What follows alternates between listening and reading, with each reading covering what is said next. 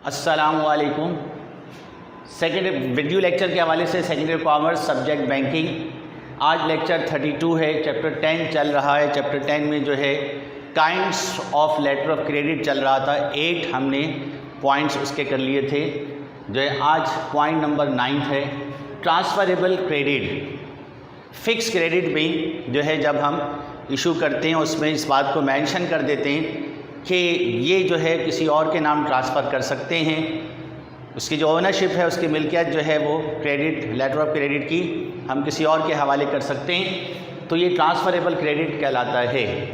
Divisible credit, जितनी amount का letter of credit बना है उसको मुख्तलिफ पार्ट्स में डिवाइड करके 4 पार्ट्स में 3 पार्ट्स में उसमें से एक पार्ट की पेमेंट अलाउ की जाए, एक हिस्से की पेमेंट अलाउ की जाए। साल के तौर पे 1 लाख का जो है वो लेटर ऑफ क्रेडिट है, उसको 25,000 के 4 पार्ट्स बना लिए जाएँ। एक पार्ट की पेमेंट, फिर दूसरे पार्ट की पेमेंट, फिर तीसरे पार्ट की, तो ये डिविजिबल जो है वो लेटर ऑफ क्रेडिट कहलाता है।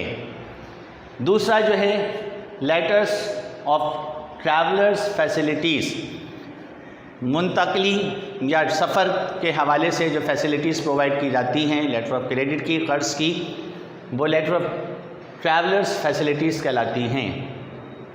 ट्रैवलर्स चेक्स, मुल्क से बाहर जाने के लिए, ट्रैवल करने के लिए, यानी जो टूरिज़म है, टूर करने के लिए मुख्तलिफ़ इलाक़ों का जो है वो सैर व तफरीह सयाहत, उसके लिए उनको पैसे चाहिए, वो यहाँ से फिर जो है वो ट्रैवलर्स चेक्स बनाकर जो है वो ले जाते हैं और वहाँ पे अमाउंट रिसीव कर लेते हैं, तो ट्रैवलर्स चेक्स कहलाते हैं।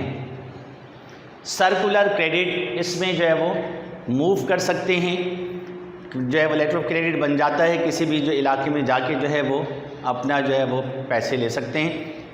और ये जो है वो पैसे को सेव करने के लिए, यानी डर लग रहा है कि पैसे छिन जाएंगे, तो उसमें जो है वो आप उसको जो है वो ट्रैवलर्स टैक्स की तरह ही है, लेकिन ये किसी भी इलाके में जाकर कहीं भी किसी भी मुल्क में पूरी दुनिया में आप इसको बनवाकर जो है वो ले जाएंगे और वहाँ पे अपना कैश ले लेंगे जितनी आपको ज़रूरत है। Travellers commercial letter of credit, business करने के लिए तो हैवी अमाउंट रिक्वायर्ड होती है।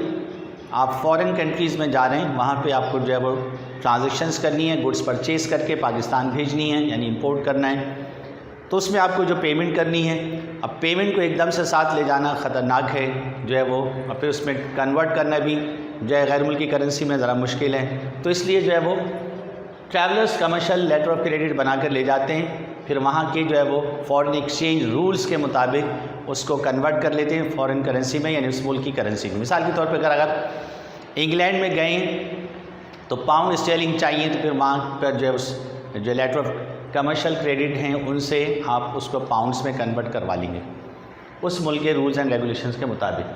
फिर जो है वो लिमिटेड लेटर ऑफ क्रेडिट, इसमें जो है वो अगर किसी एक ख़ास इलाके के लिए बनता है, वो पूरे मुल्क के पूरे दुनिया के ममालिक के लिए नहीं, जिस इलाके में आप हैं, जैसे लंदन में हैं तो जो है लंदन के शहर पेरिस, इसी तरह या पेरिस में हैं तो सिर्फ पेरिस के लिए बनेगा, दीगर इलाकों में वो इस्तेमाल नहीं हो सकता, तो ये लिमिटेड लेटर ऑफ क्रेडिट कहलाता है।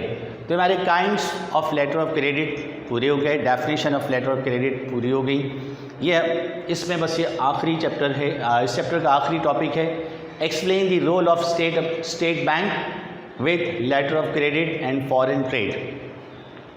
किसी भी मुल्क की तिजारत बड़ी अहमियत की हामिल होती है और ट्रेड 2 टाइप की, inland and foreign trade. Foreign trade बैरूनी तिजारत, इसमें जो है वो इंपोर्ट और एक्सपोर्ट है, तो इंपोर्ट और एक्सपोर्ट ही की बदौलत जो है वो फॉरेन करेंसी जो स्टोर्स हैं, फॉरेन करेंसी जो रिज़र्व्स हैं वो मुल्क में जो है मौजूद होते हैं, तो ये मुल्क की इकनॉमी को जो है वो डेवलप करते हैं, इसलिए जो है वो इंपोर्ट और एक्सपोर्ट।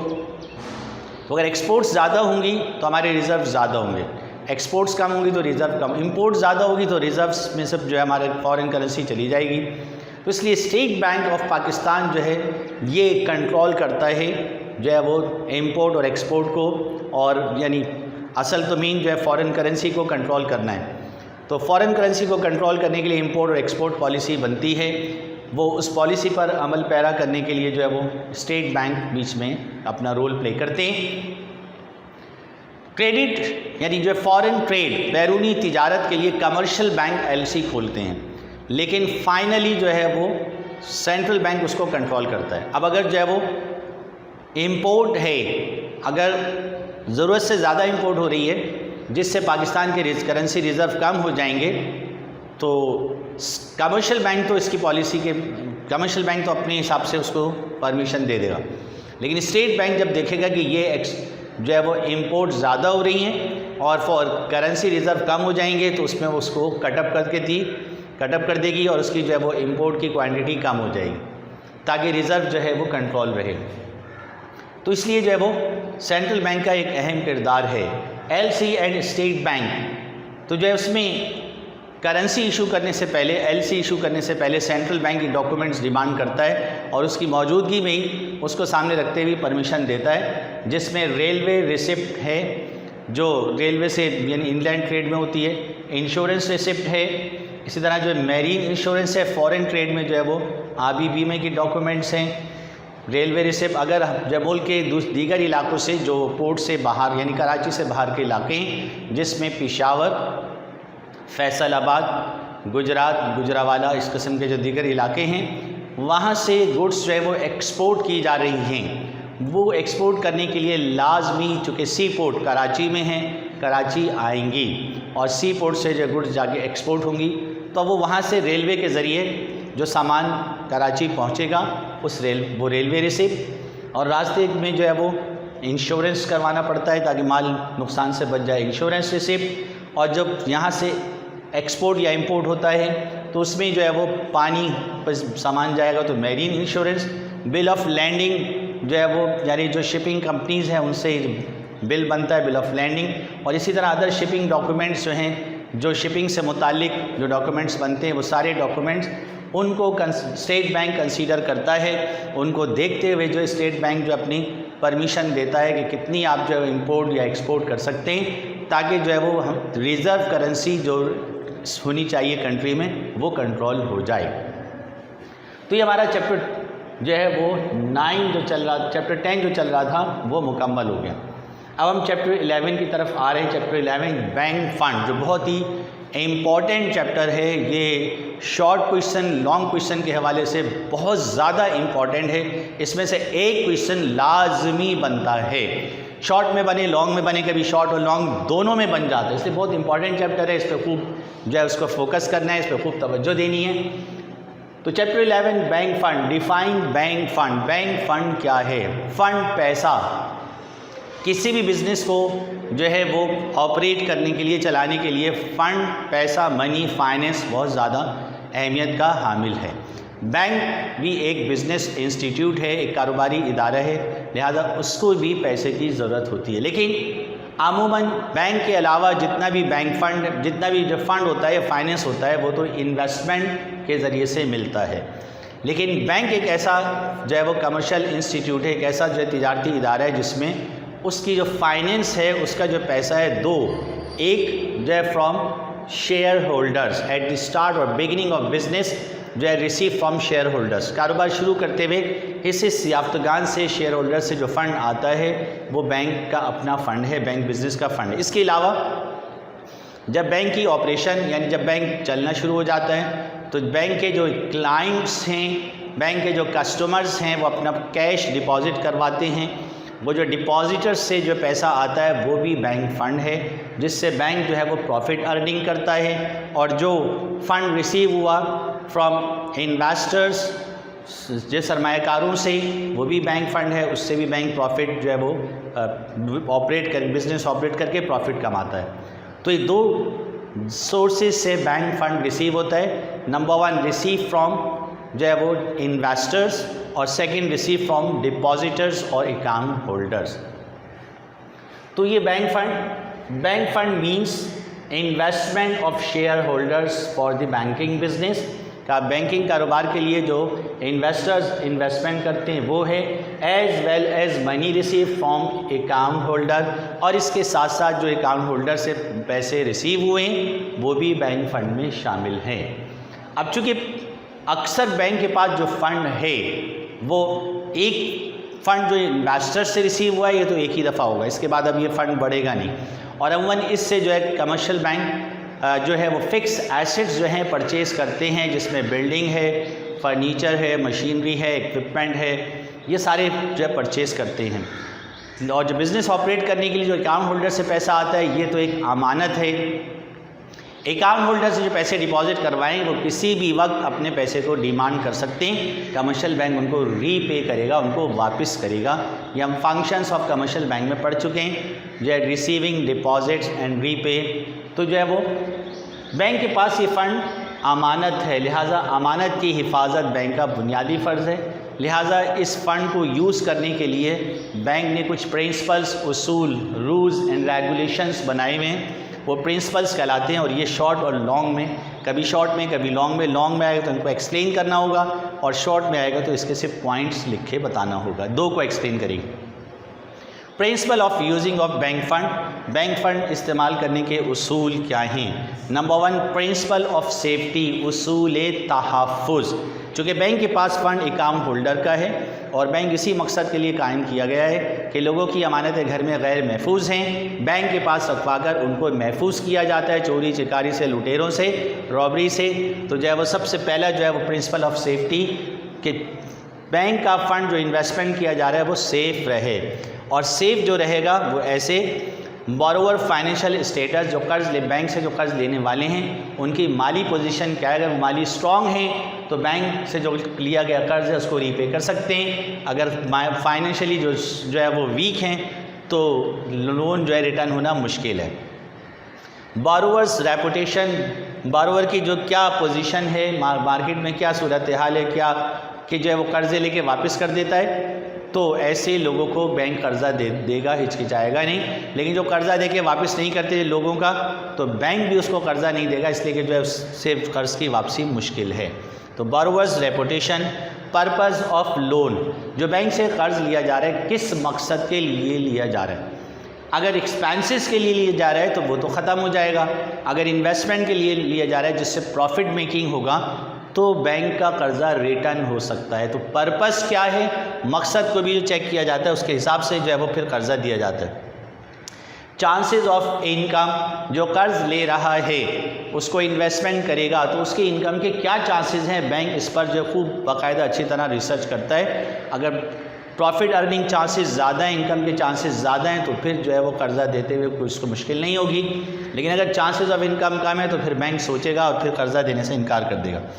बोरोवर्स एसेट्स, जो कर्ज़ लेने वाले हैं उसके अपने पर्सनल एसेट्स, अकाउंट वालों को तो एसेट्स से कोई प्रॉब्लम नहीं होती, लेकिन जो जो है आर्ट्स वाले उनको थोड़ी प्रॉब्लम होती है एसेट क्या होते हैं। तो आप तो जानते हैं एसेट्स थिंग्स, चीज़ें हैं, बिज़नेस के असासे हैं। तो अगर पर्सनल एसेट्स ऑफ बिज़नेस हैं, कारोबार के अपने ज़ाती असासे मौजूद हैं, तो ऐसी सूरत में कमर्शियल बैंक कर्ज़ जो है वो आसानी से देगा, वरना कर्ज़ देते हुए हिचकिचाएगा। फिर नेक्स्ट, ये तो पहले फर्स्ट प्रिंसिपल था, इसकी जो है सब प्रिंसिपल थे, सब चीज़ें थी, इसकी जो ज़ेली चीज़ें थी प्रिंसिपल ऑफ सेफ्टी की। दूसरा प्रिंसिपल है प्रिंसिपल ऑफ लिक्विडिटी, यानी सयालियत। जैसे पानी एक लिक्विड फॉर्म में है, ऐसे ही जो है बैंक का फ़ंड भी लिक्विड फॉर्म में रहे, शॉर्ट टर्म कर्जे दिए जाए फिर फ़ौरन वापस आ जाए, फिर फ़ौरन वापस आ जाए, यानी कैश की सूरत में बैंक के पास ज़्यादातर रहें। तो प्रिंसिपल ऑफ लिक्विडिटी, ज़्यादा लॉन्ग टर्म कर्जे ना दें, फिक्स लोन ना दें, करंट लोन दें। तो प्रिंसिपल ऑफ लिक्विडिटी, सयालियत, फ़ौरन रिटर्न हो जाए। प्रिंसिपल ऑफ प्रॉफिटेबिलिटी, जो कर्जे दिए जा रहे हैं उसमें अपना भी प्रॉफिट प्रोड्यूस हो, कर्ज़ लेने वाला भी प्रॉफिट प्रोड्यूस करे, तो फिर बैंक और दोनों को फ़ायदा है। लेकिन अगर प्रॉफिट जब प्रोडक्टिविटी नहीं है तो फिर बैंक कर्जे नहीं देगा। तो प्रिंसिपल ऑफ प्रॉफिटेबिलिटी इसको खूब अच्छी तरह चेक करता है।